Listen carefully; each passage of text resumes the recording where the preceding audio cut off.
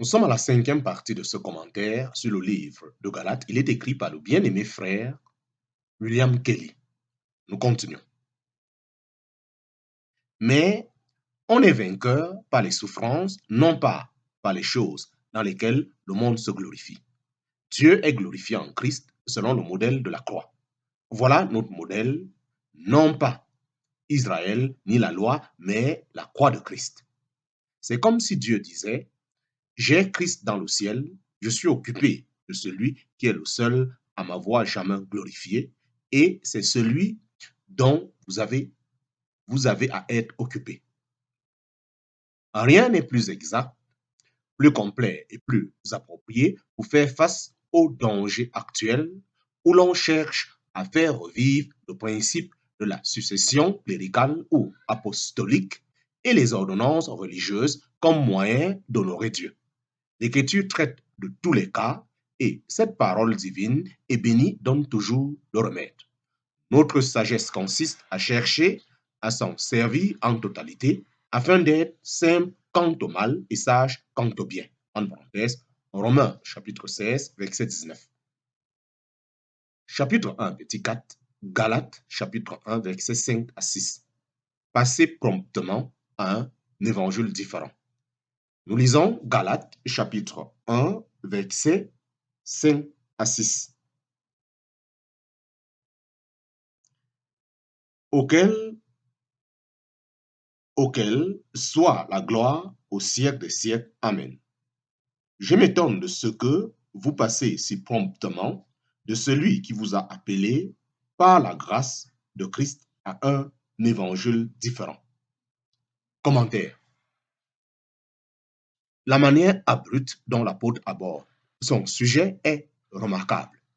Il venait de leur rappeler que le Seigneur s'est donné lui-même pour nos péchés, en sorte qu'il nous retira du présent siècle mauvais. En parenthèse, Galates chapitre 1, verset 4.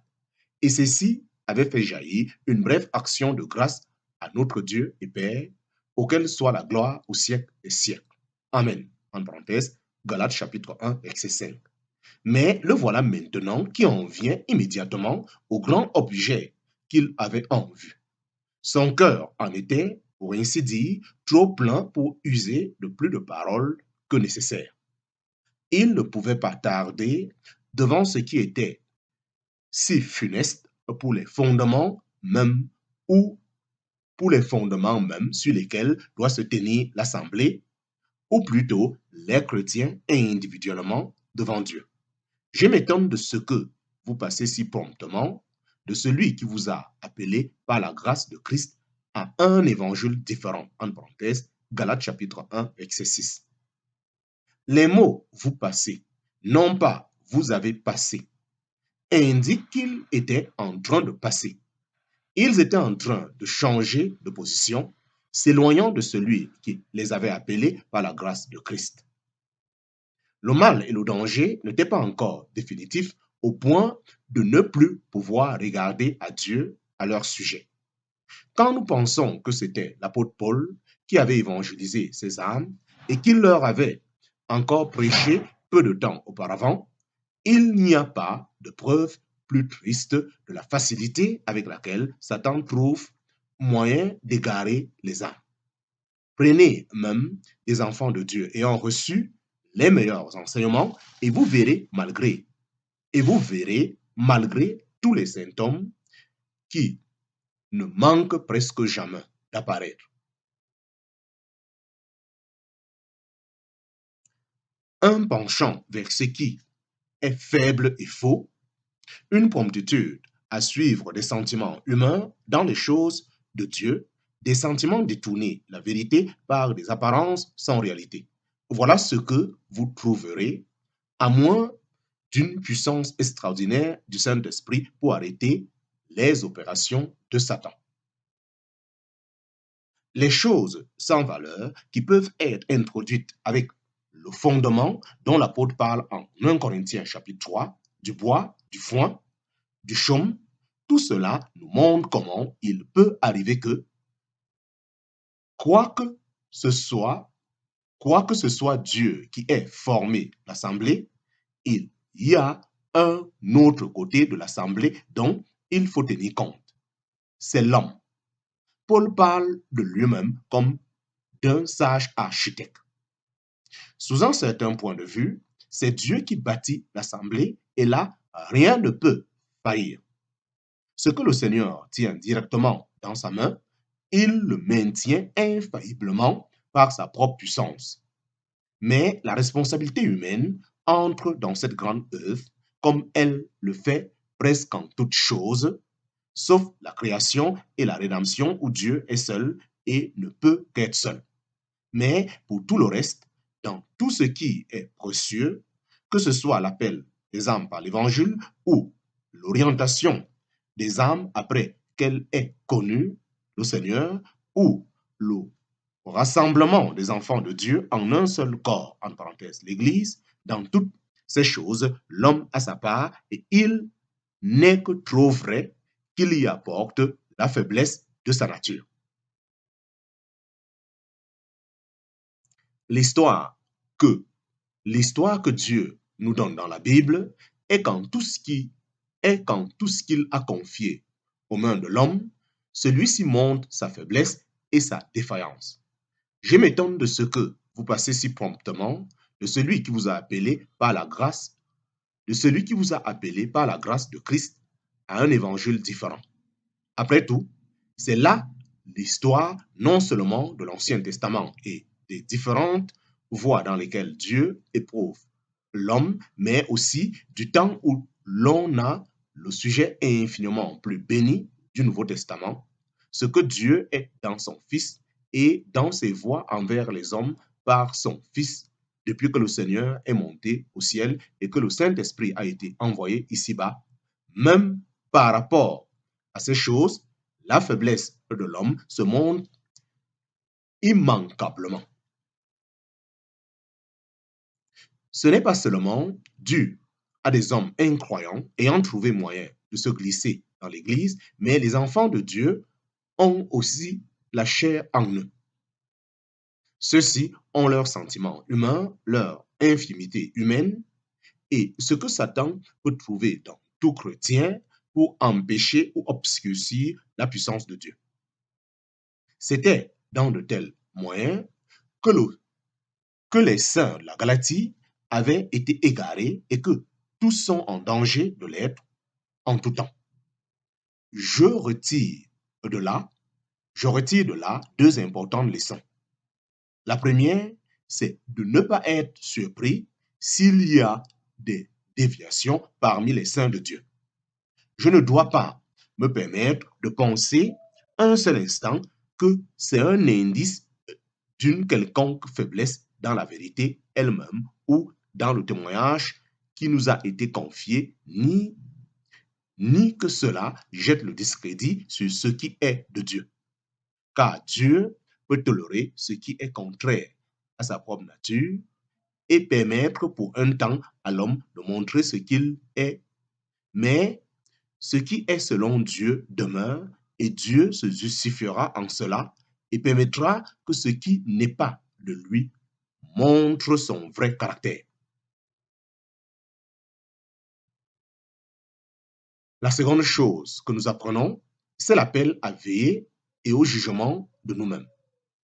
À ces Galates, autrefois si zélés qu'ils auraient arraché leurs yeux par amour pour Paul, ce même apôtre doit maintenant écrire « Je m'étonne de ce que vous passez si promptement, de celui qui vous a appelé par la grâce de Christ. » Celui qui vous a appelé par la grâce de Christ. Remarquez le choix d'expression « la grâce de Christ ».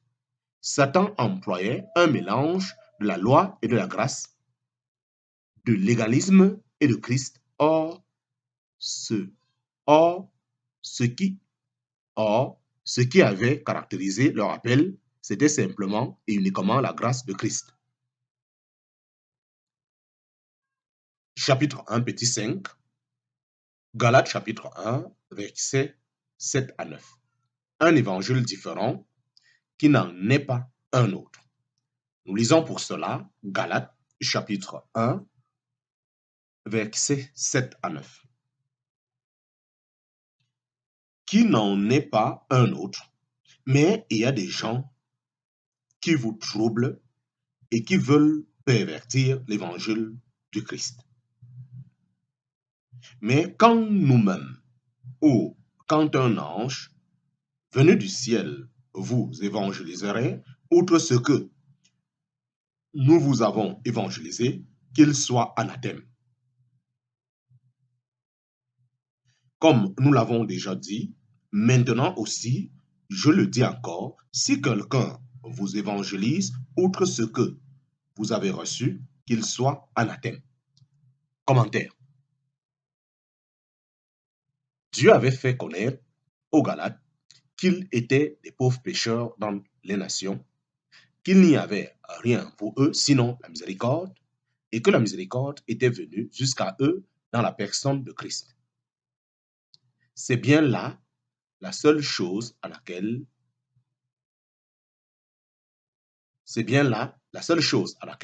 il invite les âmes à accepter la miséricorde que Dieu, il invite les âmes à accepter la miséricorde que Dieu leur donne en Christ, ce qui suppose qu'elles sentent le besoin de miséricorde et qu'elles sont prêtes à regarder à Christ et à nul autre. Il n'en demeure pas moins vrai que c'était uniquement la grâce de Christ qui avait agi sur ces croyants de la Galatie. L'apôtre le leur rappelle. Vers quoi se tournait-il maintenant? Vers un évangile différent qui n'en est pas un autre. En parenthèse, Galates chapitre 1, verset 7. Si la grâce de Christ était la source et la puissance de leur appel, l'évangile en était le moyen. Mais ils avaient maintenant abandonné cet évangile pour quelque chose de différent. Remarquez qu'il ne dit pas quelque chose de contraire à l'évangile, mais un évangile différent. Et pour cette raison même, il dit qu'il n'en est pas un autre. Cela indique clairement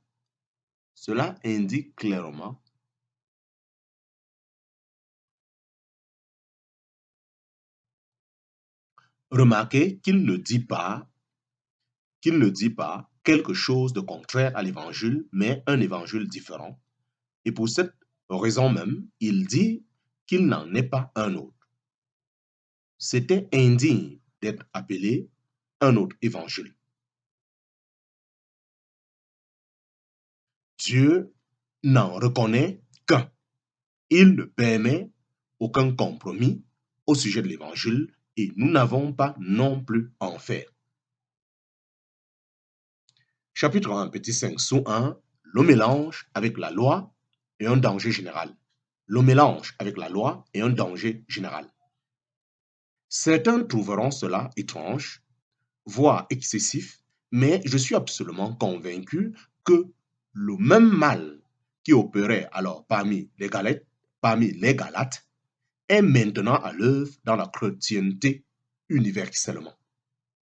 Il peut varier dans la forme d'un endroit à l'autre, mais où qu'on se tourne, on trouve d'une manière ou d'une autre la loi mêlée avec la grâce de Christ, aussi bien dans ce qui est prêché que dans la profession extérieure de Christ, telle que maintenue par les institutions chrétiennes.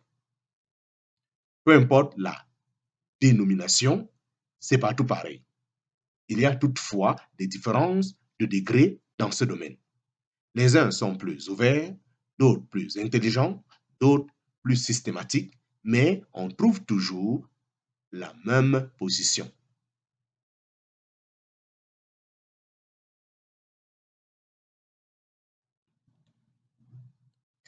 Il peut varier dans la forme d'un endroit à l'autre, mais où qu'on se tourne, on trouve d'une manière ou d'une autre la loi mêlée avec la grâce de Christ, aussi bien dans ce qui est prêché que dans la profession extérieure de Christ telle que maintenue par les institutions chrétiennes. Peu importe la dénomination, c'est partout pareil. Il y a toutefois des différences de degré dans ce domaine.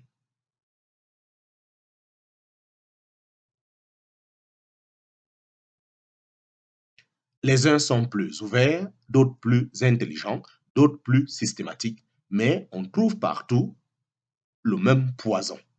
Ici, Delahaye l'a concentré, c'est c'en est au point que la vérité sur ce sujet résonne étrangement aux oreilles des hommes.